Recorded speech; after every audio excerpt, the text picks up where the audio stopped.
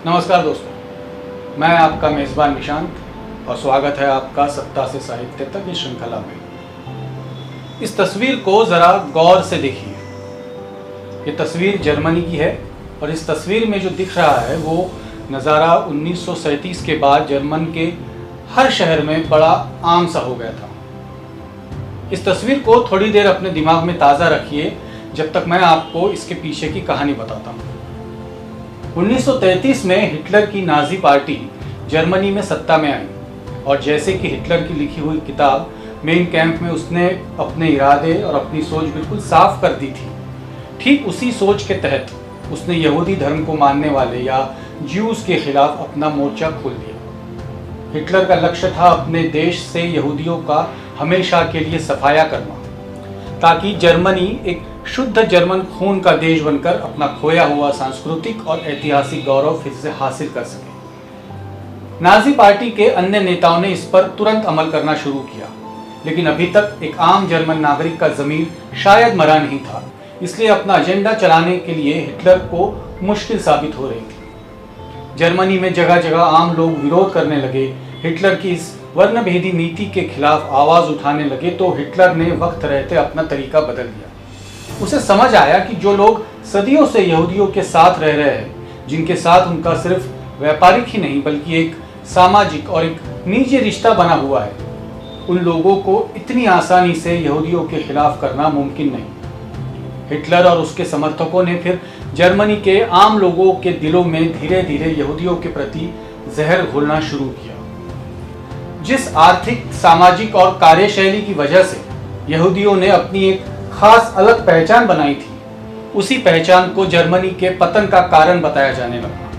Hitler और उसके साथियों ने बताना शुरू किया कि कैसे महान जर्मन जनता हर क्षेत्र में प्रगति कर रही है और दुनिया में कैसे उनका डंका बज रहा है, लेकिन जर्मनी को दुनिया का सर्वश्रेष्ठ देश बनाने में किस तरह यहूदी धर्म और यहूदी लोग एक रुकावट साबित हो रहे हैं।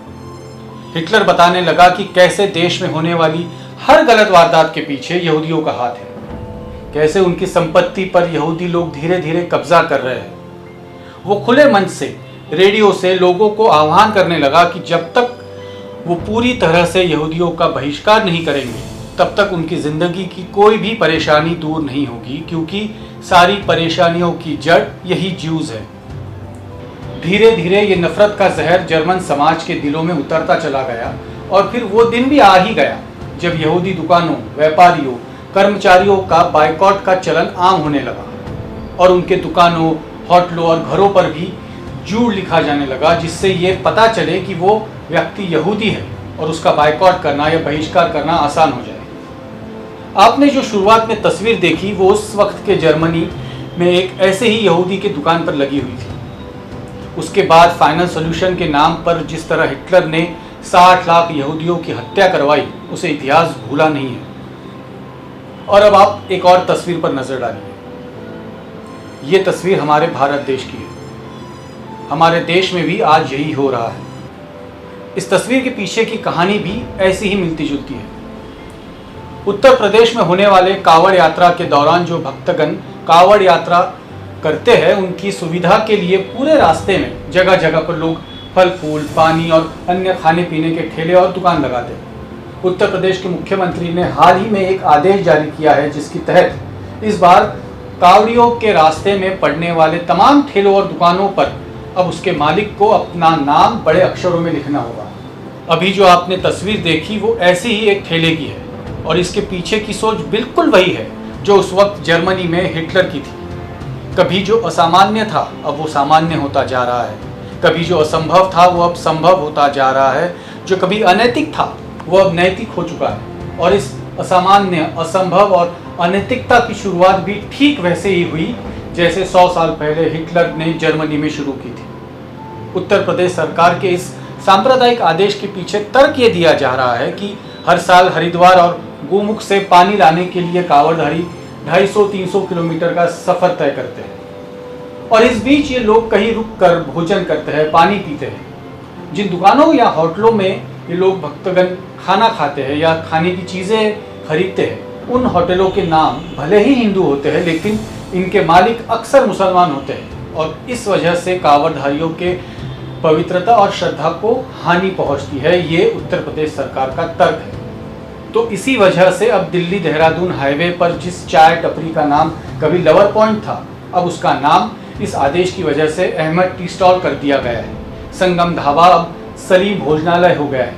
और ऐसे सैकड़ों और होटलों के मालिकों को सिर्फ होटल का नाम ही नहीं, बल्कि अब अपना और वहां काम कर रहे सभी का नाम सामने बोर्ड पर लिखना होगा। उत्तर प्रदेश का ये कांवड़ महोत्सव बहुत पुराना है, जिसमें हर साल हजारों लाखों श्रद्धालु शामिल होते हैं और आज तक कभी भी इस तरह का सांप्रदायिक इशू इस यात्रा में नहीं आया। लेकिन भाजपा के विभाजनवादी मानसिकता की वजह से अब हमें धीरे धीरे इस देश का एक आम मुसलमान हमारा शत्रु नजर आने लगा है। इस देश के 5000 सालों के तथाकथित गौरवशाली इतिहास का और इसकी धार्मिक और सांस्कृतिक व्यवस्था के पतन के जिम्मेदार सिर्फ और सिर्फ एक विशिष्ट धर्म के लोग हैं। इस नैरेटिव से जो सिलसिला शुरू हुआ था वह हिंदुओं की संपत्ति, मंगलसूत्र, नौकरियां, आरक्षण से लेकर भैंस तक सब कुछ मुसलमान ले लेंगे, इस दावे तक आ चुका है। ये वही साइकोलॉजिकल खेल है जो हिटलर ने जर्मनी में खेला था। उस वक्त फिर यहूदियों से नफरत का मतलब केवल समाज में उन्हें अलग करना या उनकी दुकानों का बायकॉट, नौकरी से हटाने, गालियां देने और बेइज्जत करने तक सीमित नहीं था। अब तो उन्हें मारना था, जर्मनी से उन्हें खत्म करना था। इसलिए तो फिर कॉन्सेंट्रेशन कैंप बने। हमारे देश में भी एनआरसी और सीएए के बहाने ऐसे कैंप्स बन रहे हैं और अब हमारे देश में दुकानों पर अपने धर्म का नाम लिखने का आदेश भी आ चुका है। लेकिन सिर्फ सरकार के चाहने से ये नफरत पनपना मुमकिन नहीं। इसके लिए जिम्मेदार है आप और हम। मेरे स्कूल या कॉलेज के दिनों के जितने दोस्त थे उनमें से कुछ कांग्रेस समर्थक थे तो कुछ भाजपा के। लेकिन 2014 तक भाजपा समर्थकों द्वारा कांग्रेस का विरोध ज्यादातर आर्थिक नीतियों या अन्य वजहों से होता था। उसमें धर्म की राजनीति बहुत कम आती थी। मैंने शायद ही कभी अपने हिंदू दोस्तों से किसी और धर्म के बारे में कोई ओछी बात सुनी हो या नफरत देखी थी। लेकिन 2014 के बाद अचानक बहुत कुछ बदला। इन्हीं दोस्तों में से कुछ दोस्त अब भाजपा का समर्थन करते वक्त मुसलमान और ईसाइयों के बारे में जहर उगलने लग गए। और इसकी वजह यह है कि 2014 तक जो बातें कहना शर्म की वजह साबित हुआ करती थी, अब वही बातें खुलेआम बोलना फक्र की वजह बन गई है। और ये इसलिए भी हुआ क्योंकि सिर्फ धर्म के आधार पर लोगों को परखना और उनसे नफरत करना, ये हमें इस नई सरकार ने सिखाया। भाजपा ने इस नफरत की सोच को राजमान्यता दे दी। देशभक्ति की परिभाषा अब मुसलमानों से नफरत करने से शुरू होकर वहीं पर ख़त्म हो जाती है। हमारी नफरत को अब सरकार का अप्रूवल का ठप्पा मिल गया है। जर्मनी में जो भूमिका हिटलर की लिखी हुई किताब ने निभाई थी, वही भूमिका भारत में राष्ट्रीय स्वयंसेवक संघ के पूर्व सरसंघ चालक गोलवलकर द्वारा लिखी गई किताबें अ बंच ऑफ थॉट्स और आ नेशनहुड डिफाइन कर रही है।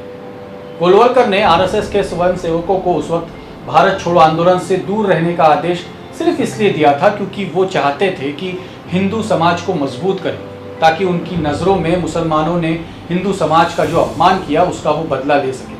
उनका मानना था कि अगर हम अंग्रेज़ों को किसी कारण से नाराज़ करेंगे तो उनके हिंदू ध्रुवीकरण के उद्देश्य पर आँच आएगी और अंग्रेज़ उनके खिलाफ हो जाएंगे और मुसलमानों के खिलाफ हिंदुओं को खड़ा करने की उनकी जो मुहिम थी उसको धक्का लगेगा।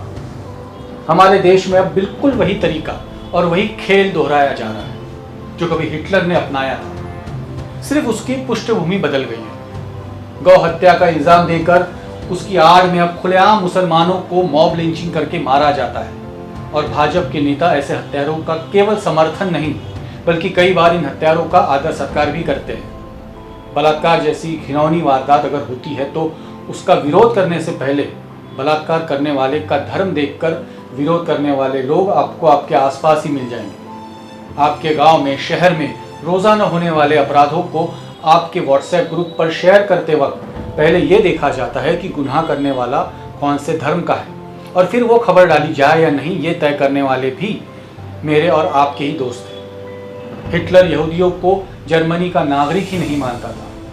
हमारी सरकार भी एक ऐसी ही सोची समझी साजिश के तहत सीएए और एनआरसी जैसे कानून लाकर धर्म के आधार पर नागरिकता कानून में संशोधन करना चाहती है। ये सब कुछ हो रहा है, हमारी आंखों के सामने हो रहा है और हम चुप हैं। धीरे धीरे ये नफरत का जहर हमारे अंदर घुला जा रहा है और हमें पता भी नहीं चल रहा।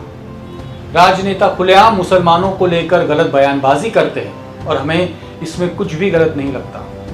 चुनाव के बाद जब महाराष्ट्र के मुख्यमंत्री एकनाथ शिंदे कहते हैं कि उद्धव ठाकरे के उम्मीदवार सिर्फ मुस्लिम वोटों के भरोसे जीत कर आए हैं क्योंकि उन्होंने हिंदुत्व छोड़ दिया है, तो उनसे ये कोई नहीं पूछता कि अगर ऐसा है भी तो इसमें गलत क्या है। मुसलमान भी इसी देश का संवैधानिक नागरिक है और जैसे कोई और धर्म का, तो बिगड़ क्या गया अगर कोई एक पार्टी को मुसलमान वोट करते हैं तो। प्रधानमंत्री कहते हैं कि देश में दंगा और खून खराबा करने वालों को उनके कपड़ों से ही पहचान सकते हैं और कोई उनके इस तरह के सांप्रदायिक बयान का विरोध करने की हिम्मत भी नहीं करता। हिटलर ने यहूदियों के खिलाफ जिस तरह का प्रोपेगेंडा चलाया था, ठीक उसी तरह हमारे देश में अब भी कश्मीर फाइल्स, केरला स्टोरी जैसी प्रोपेगेंडा फिल्में बनने लग गई है, जिसमें इतिहास का केवल एक पहलू दिखाकर हर अन्याय और आतंकवाद के लिए देश के मुसलमानों को जिम्मेदार ठहराया जाता है।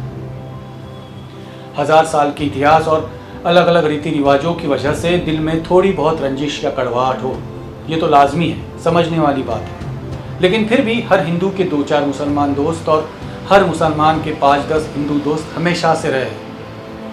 हमारे घर जब दिवाली मनाते हैं तो उसमें जलने वाले दिए और होली के दिन खेले जाने वाले रंग, ये भी अक्सर किसी मुस्लिम दुकानदार के यहाँ से ही आते रहे।